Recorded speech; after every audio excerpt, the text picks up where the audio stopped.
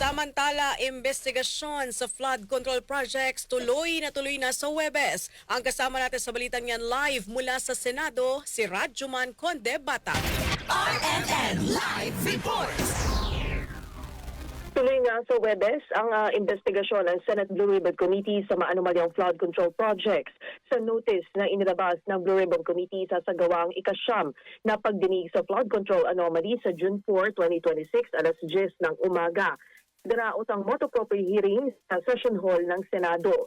Matatandaang naunang kinalampag ni Senator Amy Marcos, si Senate President Alan Peter Cayetano at Blue Ribbon Committee Chairperson Pia Cayetano na buksan muli ang pagdinig sa katiwalian sa flood control projects kung saan hinihiling nito ang pagpapatawag sa mga pangunahing nasasangkot na sina dating House Speaker Martin Romualdez, si dating Congressman Zaldico at sa 18 dating Marines na sinasabing tauhan ni Ko na nagatid ng mali-maletang kickback kay Romualdez at sa kapatid na Pangulong Bongbong Marcos.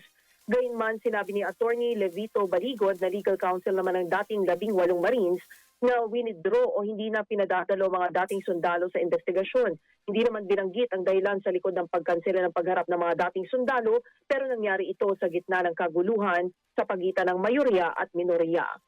Sama mo sa DZXL RMN Manila, Radjuman Conde Bata, Tatak, RMN.